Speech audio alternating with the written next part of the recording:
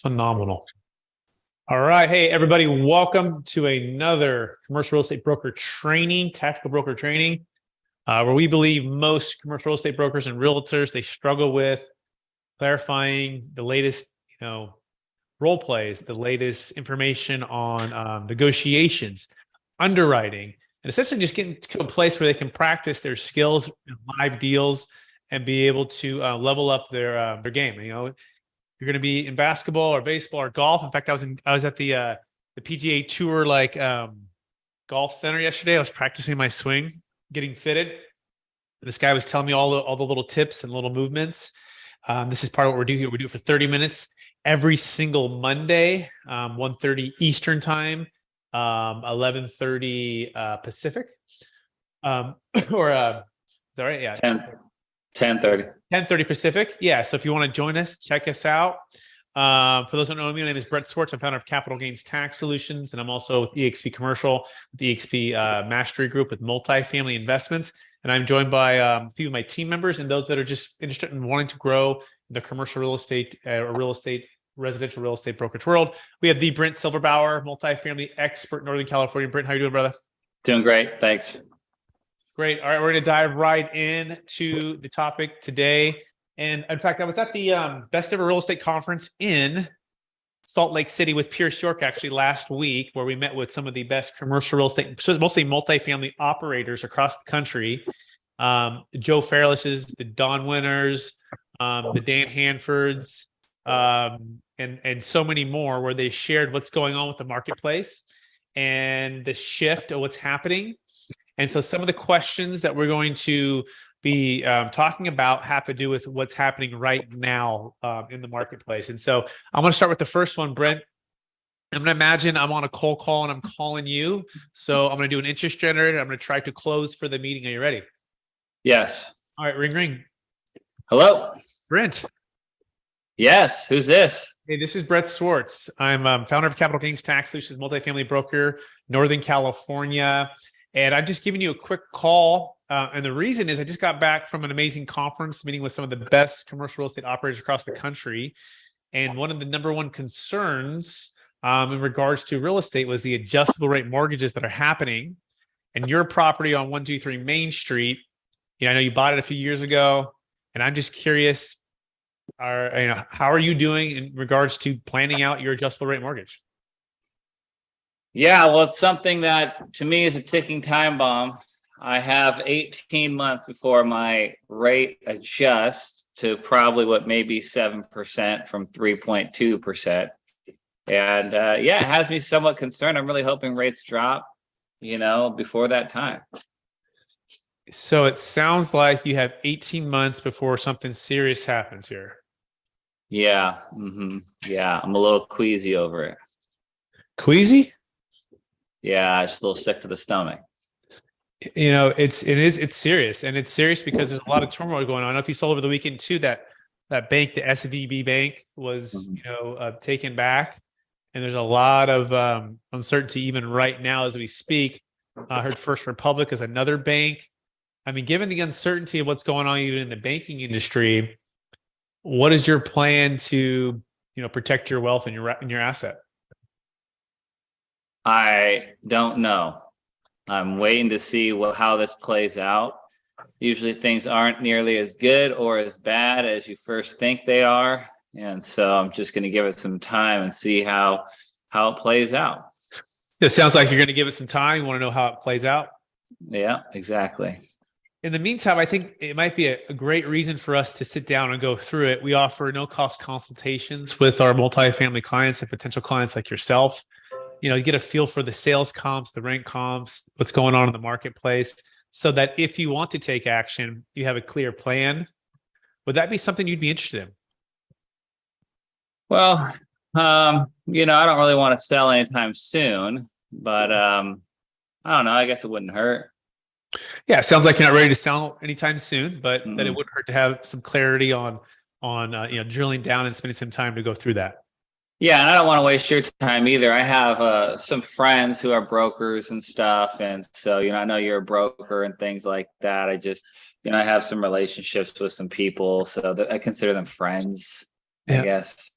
Yep, never a waste of time, and I have those friends as well. And yeah, let's sit down and see where it goes. I think the key would be focusing on the outcome, what you're trying to achieve, and then finding a team to help you get there. And sometimes that means being your meeting with your own group, but sometimes it means looking at some alternative strategies and some different ways to have a better outcome. So let's just go through that though. Let's sit down and let's just kind of see where you're at. I'll be in the area on Tuesday at noon or 2. Does any of those times work for you? Yeah, actually, noon is good. You want to do lunch somewhere? Perfect. I'll see you there. Okay. So then get off the phone. All right, Pierce, what did you learn from that conversation? Um, Goal is to get the meeting first and foremost. I really like how you were bringing in current events, and digging for pain points, finding out, hey, what's going to happen when you're going to,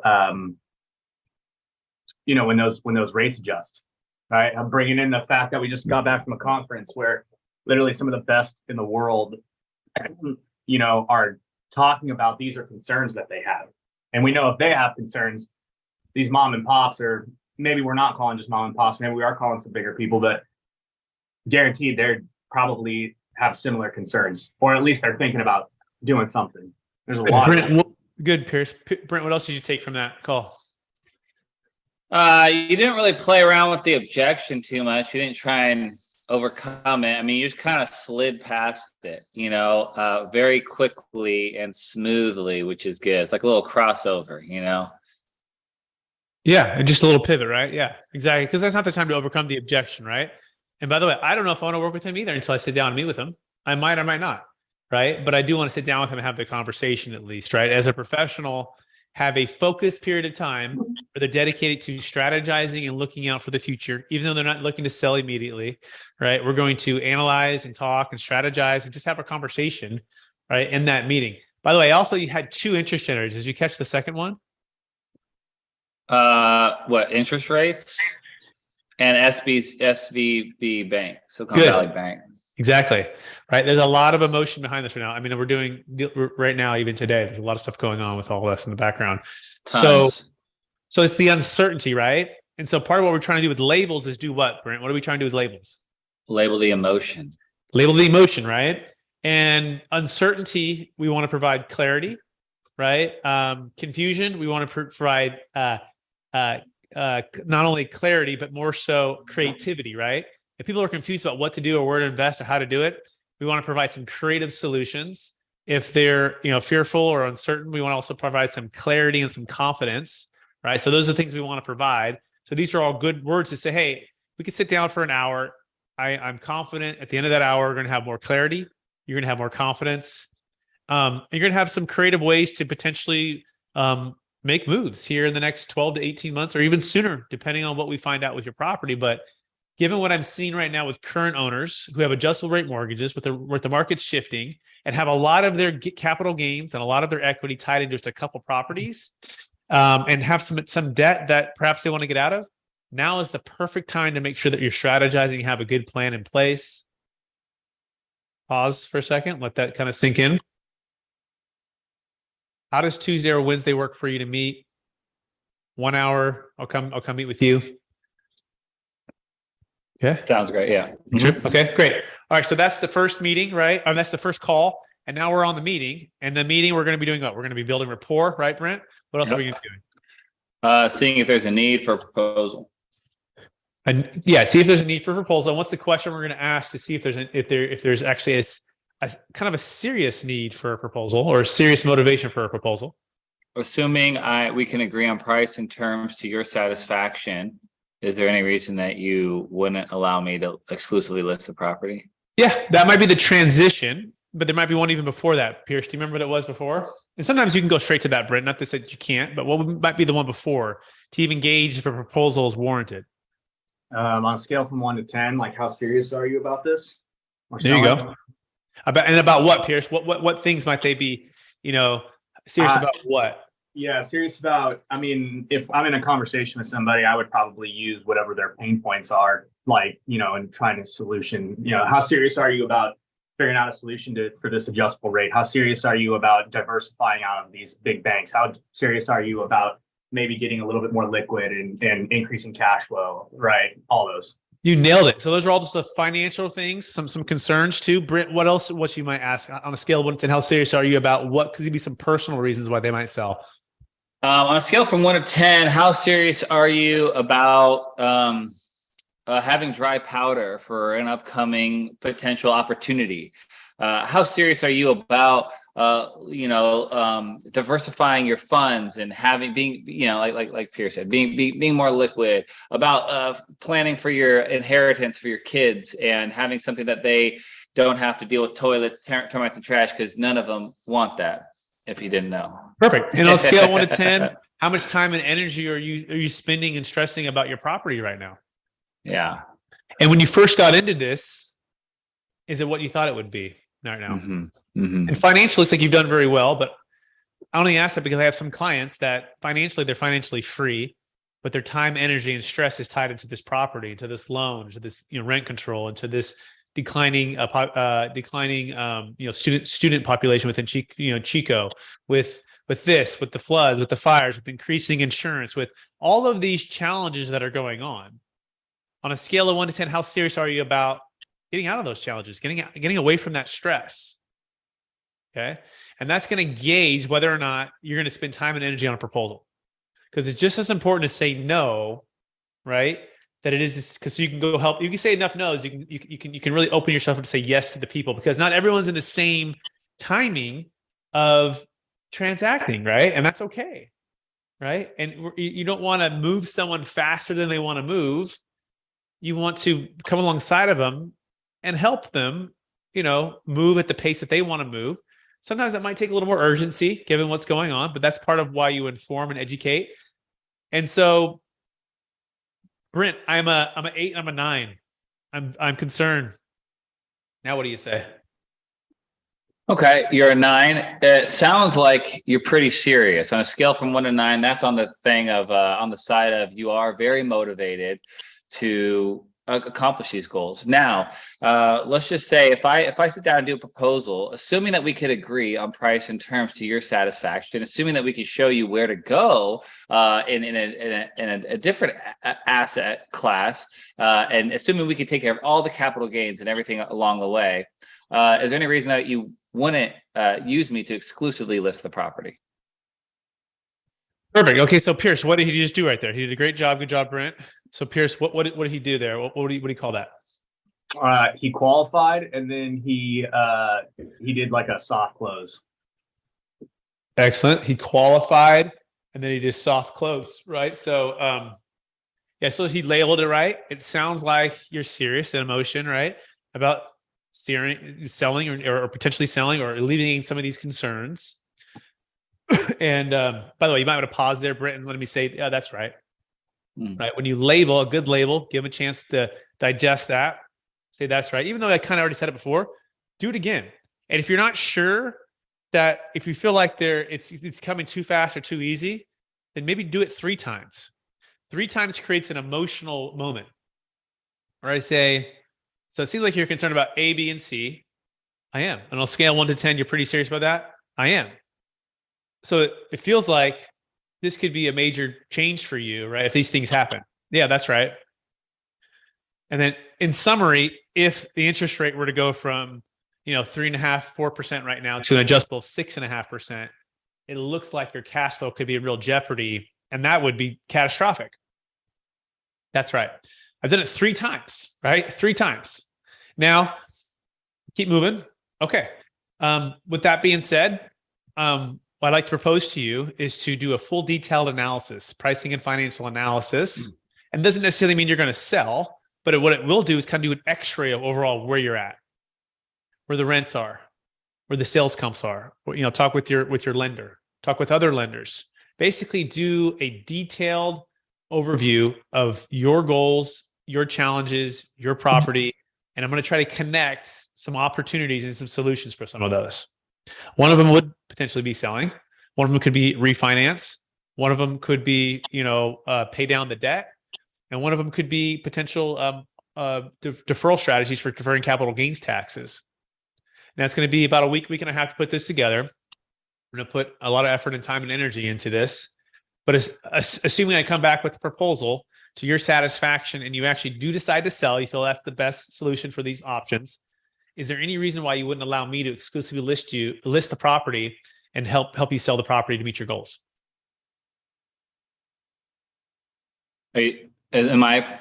Sure. Not that I can. Well, you know what? I do have a friend. I have a friend who sold me the property, who is a broker. He checks in with me every quarter, and he's done a lot of these for me too on occasion. So there is another person who may be in the running.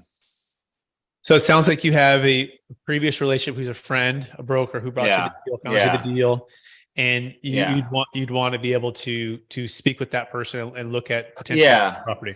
I mean, he got me into some bad deals, but I still consider him a friend.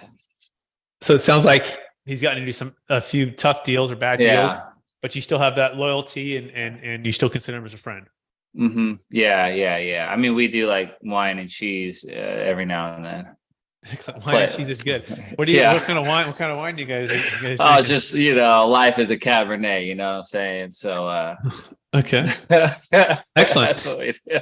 No, yeah. By the way, I appreciate that. I appreciate the loyalty and the thoughtfulness for a friend. Assume we can agree on price and terms, and we can find a way to work with your friend, right? You want to work with that makes you feel really great about your loyalty and your connection with him. But really also focusing on the outcome for what you're trying to achieve, because sometimes, Brent, the people that are brought us to where we're at aren't the same people to take us to where we want to go. Yeah. How would you work with my friend? I'm just curious. Yeah, there's a couple ideas. We're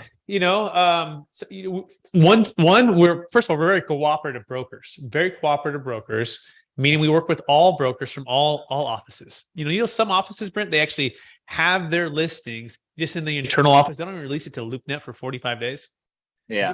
That? Like you have an opportunity to put it out to the whole world with the internet, right? Especially with LoopNet, which all the active buyers and brokers are on. Yet they just keep it in house, and that doesn't necessarily serve you to your best opportunity to get as many buyers to look at it and to get as many offers to drive up the price.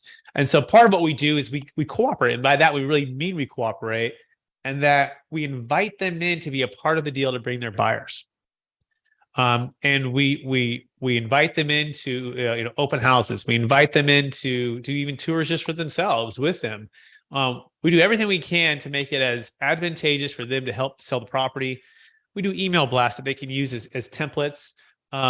We literally have, we do a lot of video marketing, right? And we'll do video marketing with these agents and highlight them as well. Not a lot of brokers are really keen on the YouTube and Google and all the social media with marketing.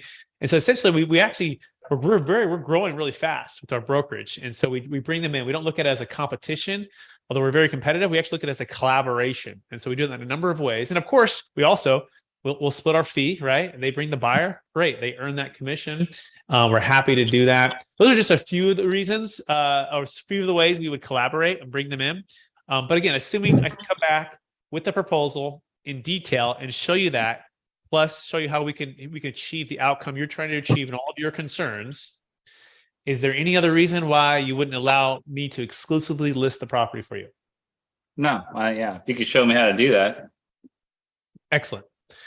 I'll be back on Wednesday in a week and a half. And in the meantime, I need your, income and expenses statements for the last 2 years, current rent roll, current promise or current note with the bank, so I can look at that. Especially if it's an adjustable rate, we want to know all of those little details. But more than that, we want to know if it's assumable as well.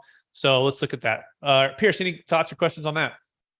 Sorry, I had to take care of a little thing with a little 3-year-old. But the only thing that I want to know after that is, no, as far as that's concerned, that's all good. I have other questions though. Okay, good. Okay, Brent, any follow up on that? No. I guess I could have kept going with the how exactly are you going to partner with my friend the agent? But I'll let you off the hook because I think it is the partnering is you overcame that right there. as opposed to wait, I could show you how to do that at the meeting. You overcame, which is nice for me because at this point, I'd like to know how to overcome that. I'm just personally coming up against friends in multiple, like 3 large deals. Yeah. I mean, probably totaling over, probably close to 30 million, Yeah. And it's the friend. It's like, yeah, you're better. Yeah, you're the best. Yeah, you're the greatest, but there's a friend. Right. And so in fact, we were just on I was just on a coaching call before this, and he talked about shifting to outcomes, right? Really focusing on the outcome. And I think that's so important that you might have some friends that have helped you to get where you're at, but if you're trying to go somewhere else, what is the true outcome and who's the best team to help you achieve that? And these deals are, once in a lifetime, once every 5 or 10 years. And the larger they get, the higher the stakes and the more capital gains taxes that are going higher, looks like, potentially if Biden gets his way there, up to, 40% interest rates that are in inflation and a lot of different challenges that are out there. And so I appreciate and respect and find that very, very a high amount of integrity to be close to your friends. But at the same time, to be a good steward with your wealth also means to choose the best team to help you to go where you're really trying to go.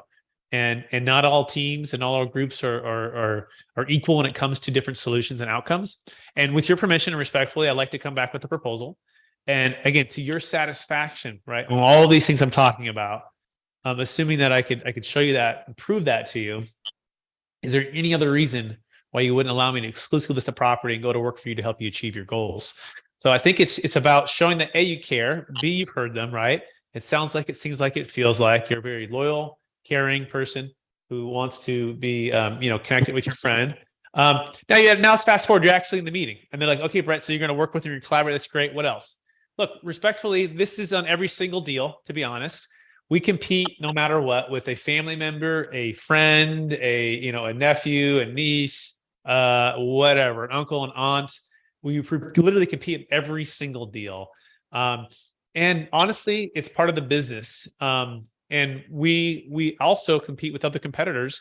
And I'm happy to also make that call to them, and just let them know that we sat down and we went through all of the different scenarios for selling. And respectfully, Brent decided to choose me, and I won the listing agreement, won the listing, but I want to work with you as well for any buyers that you have, and happy to split the commission with you and work with you collaboratively, bring your buyers to the table, and also let them know the reasons why you chose me, right? And it had to do with digital marketing and expertise with Google Ads and expertise with capital gains tax solutions besides just the 1031 exchange, and really coming alongside of them in a different way. To be honest, Mr. Sell, the reason you're meeting with me is, partly because they haven't solved the challenges you're trying to solve. That's what it feels and seems like, but I could be off on that. But I believe that's why you're actually meeting with me. And so let's find a way to work with them. I'm happy to make that call. Would you like me to make that call to them after the listing agreement is signed? Well, I would feel like cheating on my, wife and then calling, whatever, somebody and telling them, "Hey, sorry," or, that's how I feel. I feel like I would have to be the one to make that call. It would just it'd be hard for them to hear that coming from you, the competitor. I respect that, and that makes sense. And it's actually easier if you make that call because it is coming from you versus us making that call. But I think that's a decision you have to make.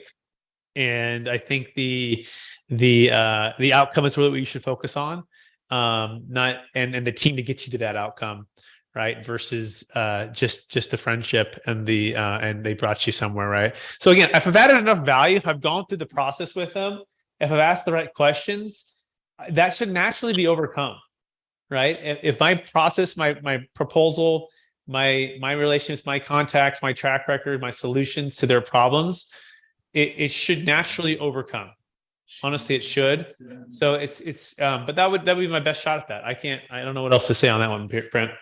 Yeah. Mm-hmm. No, I think it's the best. That's the best to do it. It's just, figuring out when there's such a relationship there that you just let it go, or you spend a week and a half knowing there's a friend, and dive into it. I think that's that's almost like a decision for me to make. I mean, and I guess the other question too is, You say there's a friend, like, you say, oh, great. Who's your friend? And they say it's so-and-so. The guy who sold me the property. Yeah. And so you know who that is, right? And then you might Yeah. even say, and you come back to the proposal and say, hey, respectfully, how many deals have they closed in the past 12 months?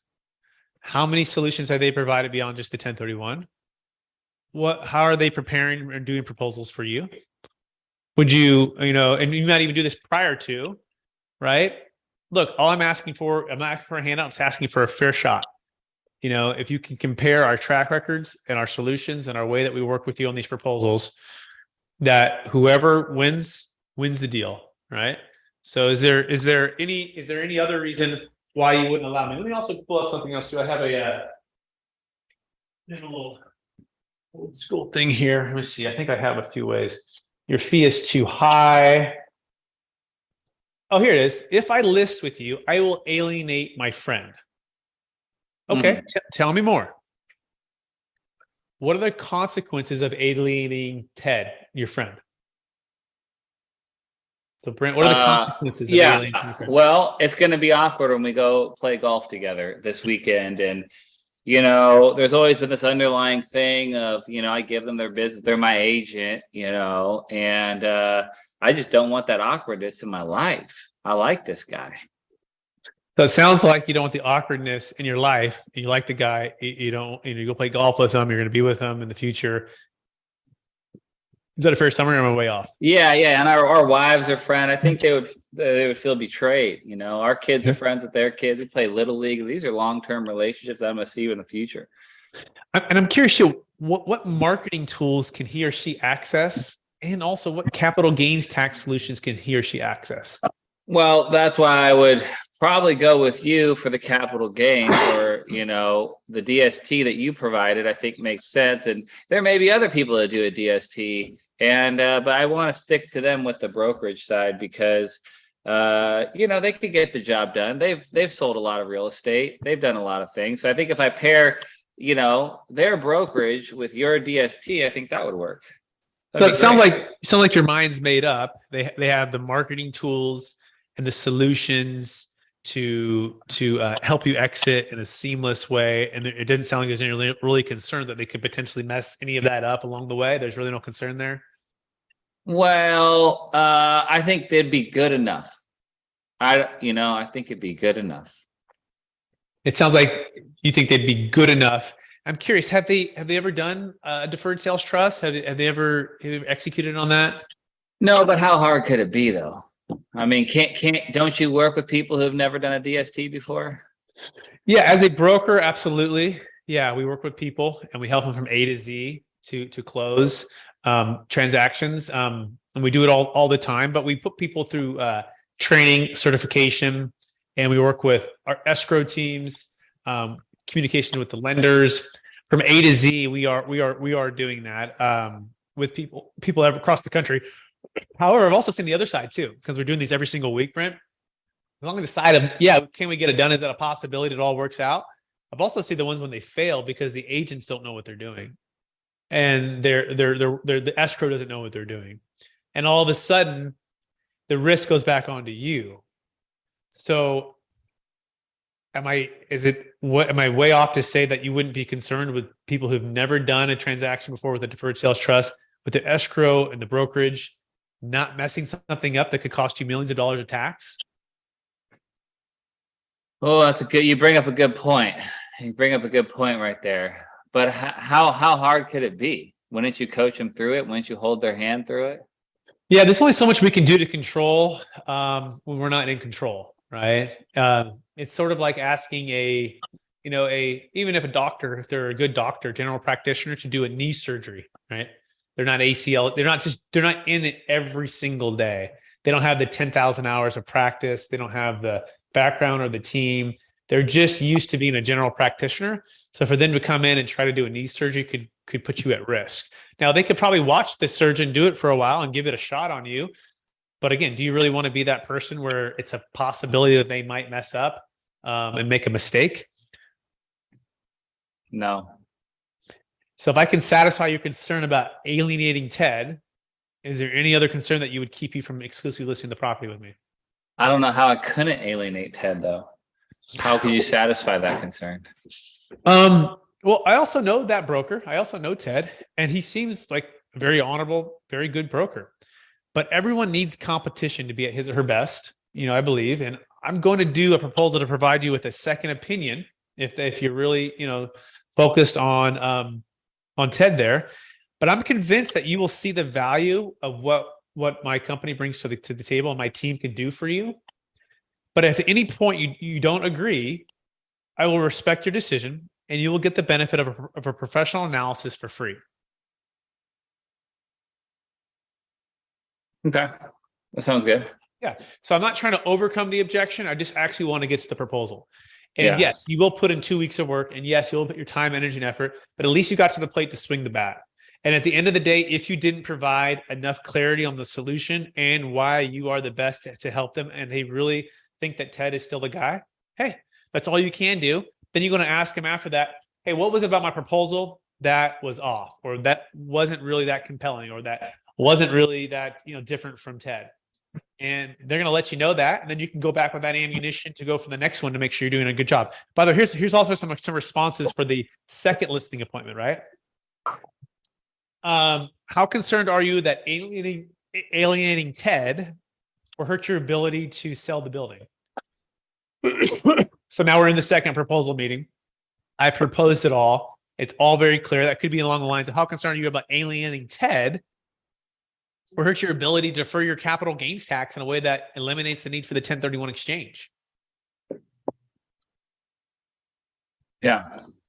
How concerned am I? I guess a 2 out of 10. I'm not super concerned because I think that you've done it a lot with other people. So, why not? Yeah. And we have a number of strategic alliances that we work with. And that's part of why our sales and our cooperative way that we cooperate with brokers gives everyone a chance to work with us. So I'm still happy to work with Ted. But I think it seems like you're putting yourself in a compromised position, potentially, for not having the experts in each part of the field do it from start to finish. But maybe I'm way off. Am I way off, Brent? Well, no, I just care about this guy, and I guess I am risking. You make a good point, risking not using an expert, but risk reward. I really don't want to lose him as a friend. Look, if you want to keep your broker involved, here's my suggestion. We will give him our package first so he can assist us in selling the property. How about that? So that he wouldn't be the listing agent, though. Correct. He might not get the deal. He might be upset about that. That's what I'm concerned about. But I mean, I guess it's okay. Can I interject? Yeah, go ahead, Pierce.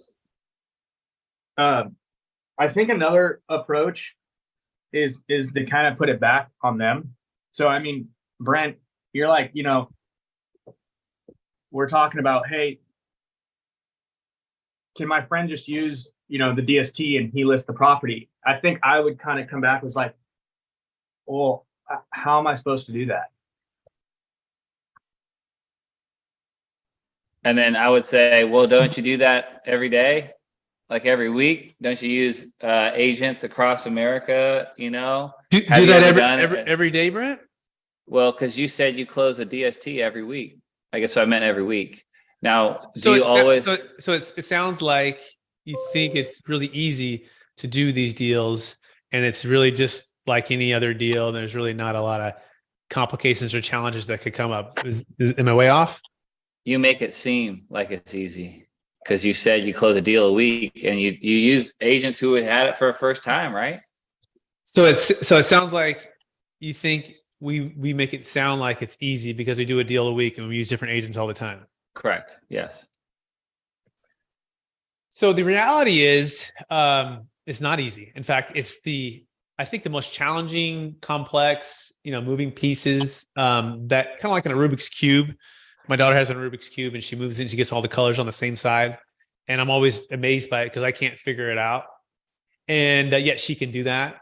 And so our team of professionals that are experts, just a few of us that actually know how to do this in the entire country, I figured it out. But it's not without the blood, sweat, and tears and the expertise of the 10,000 hours that we put in to be at this part.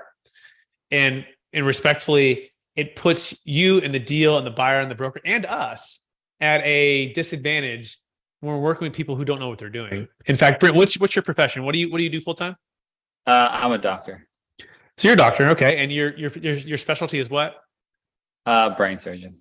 Okay, you're a brain surgeon. Okay, so if you could imagine someone coming in for a surgery, a consultation, and they ask you, well, can't I just have my general practitioner come in and do this thing?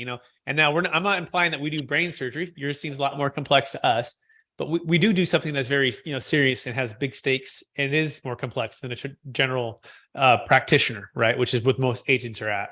So respectfully, I like to move forward with the proposal and list the property for you to help you achieve your outcome, unless I'm just completely missing what we're talking about here. Okay. Well, let me think about it. Okay. So fair enough. This is what I'm coming up against. So I appreciate you doing this because I need you to feel this. And you have a notebook with a bunch of objections on it, seems like. Is that right? It sounds like you want to know what my notebook is with lots of objections, don't you? Yeah. Is there a digital version of that? Probably talk offline.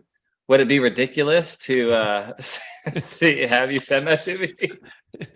So that being said, hey, everyone, if you want to get in touch with us, we want to invite you, yes, you, the commercial broker, the residential broker, the luxury agent who wants to level up their negotiation, their strategies, their tax deferral options for their clients. First, you should check out the book, Building a Capital Gains Tax Exit Plan. This is it, people. This is the final. I mean, there's a couple edits here, but then we're going live with this one. It's a nice book. It's going to teach you, coach you, inspire you how to help your clients exit in a capital gains tax efficient way that without having to use a 1031 exchange, although sometimes you want to use a 1031 exchange, works for businesses, primary homes, cryptocurrency. Also, if you're a broker and you're considering joining a team, we would love the opportunity to interview you and you to interview us to see if you could be a good fit for eXp Mastery team. We'll be building it across the country. We want the top 5,000 to 10,000 agents who are in luxury real estate, commercial real estate, multifamily brokerage. So you can join the team and be a part of what we're growing here at eXp Commercial and eXp Residential. So go to expmastery.com and or go to capitalgainstaxsolution.com. Subscribe to the YouTube channel if you want to connect with us. As well, you can connect with Brent by doing what? Brent, how can they find you? BrentSalesChico.com. And Pierce Shirk, where can they find you? You can find me at kingofluxuryrealty.com or call me 916-878-0903. And if anyone's going to be in New Orleans and next week, it'll be at the DLP Capital event. I think Pierce is also coming as well. We just got back from the Best Ever Conference, real estate conference. There'll be another commercial real estate conference, amazing New Orleans, learning about legacy wealth building. And I'll have a breakout session there as well. So if you want to join us, love to have you. It's coming up on March the 23rd to the 25th. And with that being said, see everyone next week. Bye, everybody.